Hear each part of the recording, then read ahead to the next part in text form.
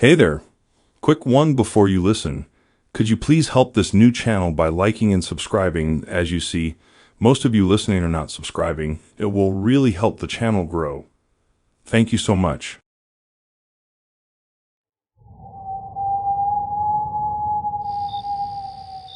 My first day at the new high school was already off to a rocky start. I was the awkward new kid, fumbling with my locker combination and trying to navigate the maze of unfamiliar hallways.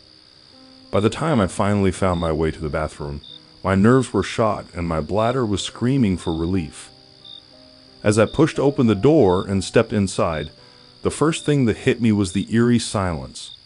The bathroom was empty, which wasn't surprising given that classes were in session, but something about the stillness felt off, like the air itself was holding its breath. I quickly did my business, eager to get back to the relative safety of the classroom. But as I was washing my hands, a sound made me freeze in place. It was a soft, muffled noise like someone trying to stifle a sob.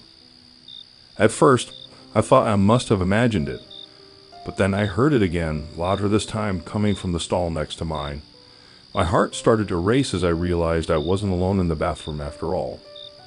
Part of me wanted to bolt out of there to pretend I hadn't heard anything and go about my day. But another part of me, the part that had always been too curious for my own good, couldn't resist the urge to investigate. Slowly, I crept towards the stall, my footsteps echoing unnaturally loud on the tiled floor.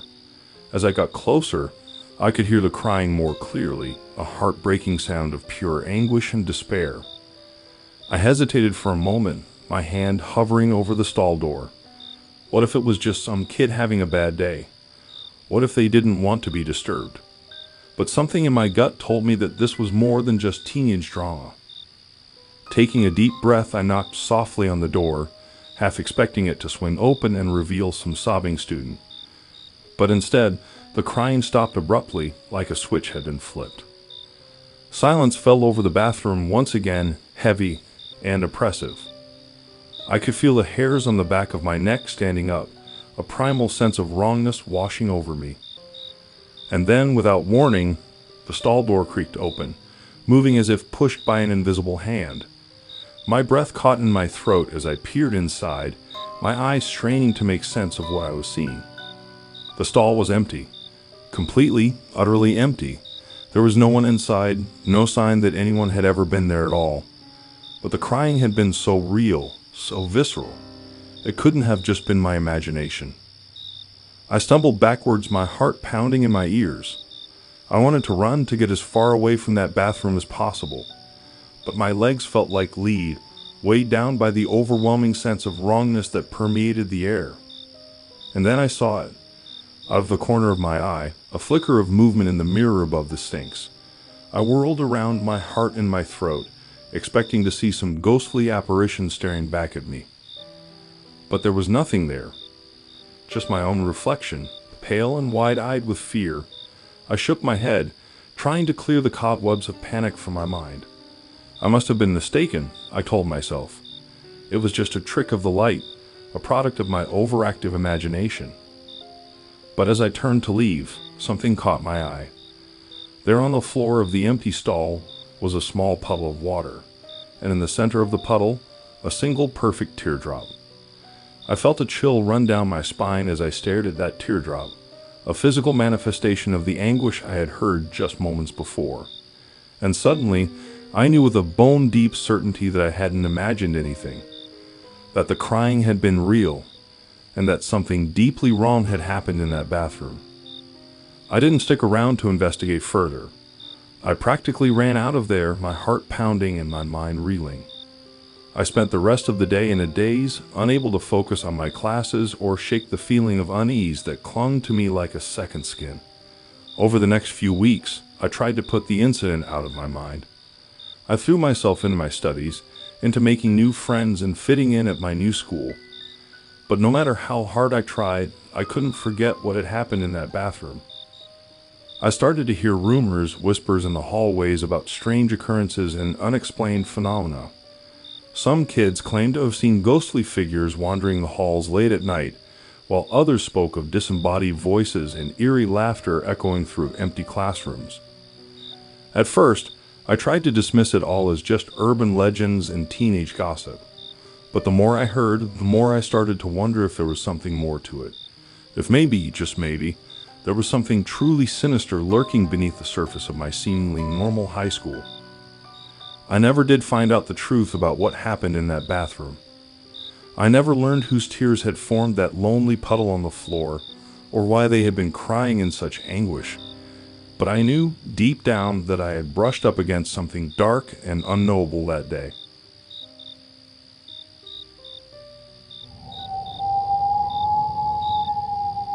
I never thought I'd be hiding in a classroom afraid for my life.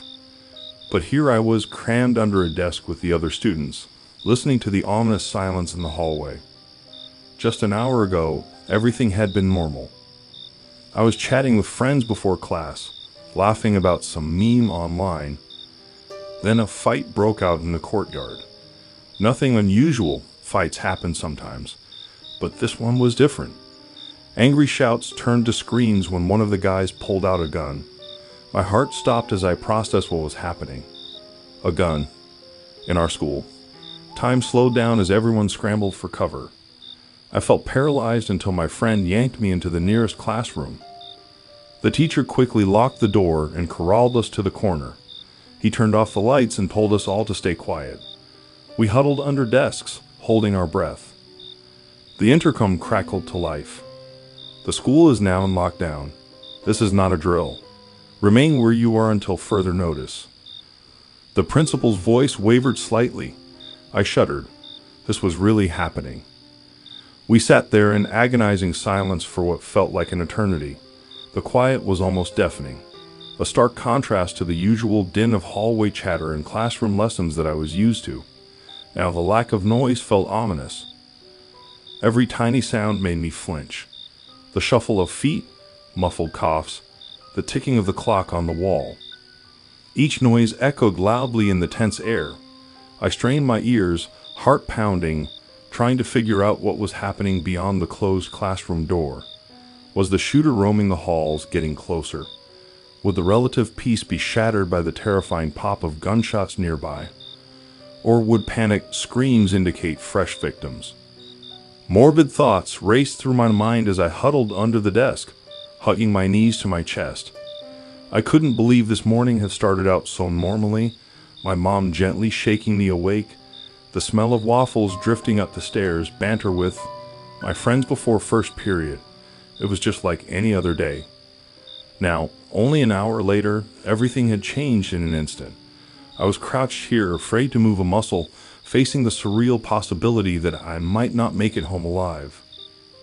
Maybe the shooter would bypass this room, or maybe he'd force his way in any second. I thought about all the things I'd left unsaid to my friends and family. Texts I hadn't sent, calls I hadn't made. Regrets flashed through my mind on an endless loop. I wondered if I'd get the chance to make things right, or if I'd become another name, another statistic. A life cut devastatingly short. After what felt like an eternity, sirens wailed in the distance. Police.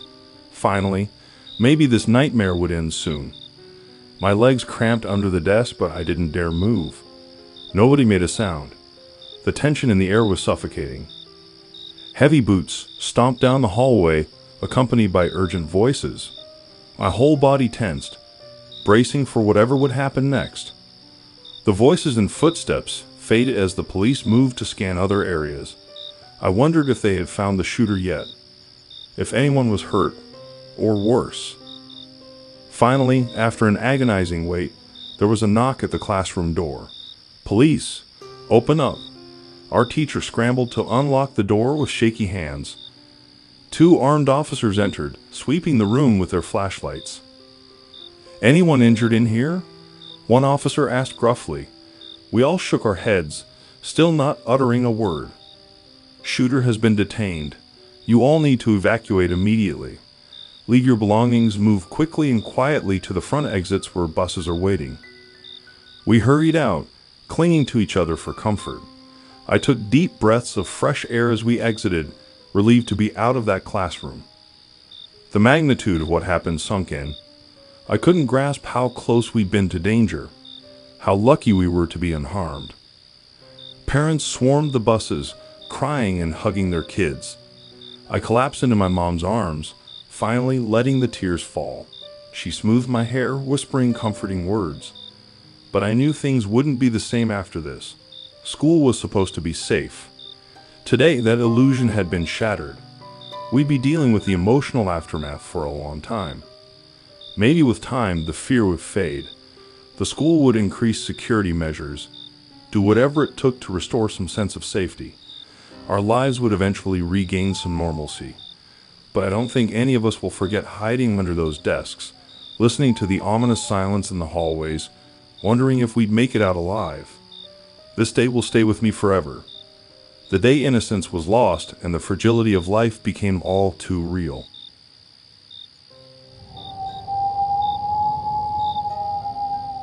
Starting at a new high school was never easy, but I had no idea just how terrifying it would be. From the moment I stepped through those double doors, I could feel eyes on me from every direction. But there was one pair of eyes that stood out from the rest, a pair that seemed to follow me wherever I went.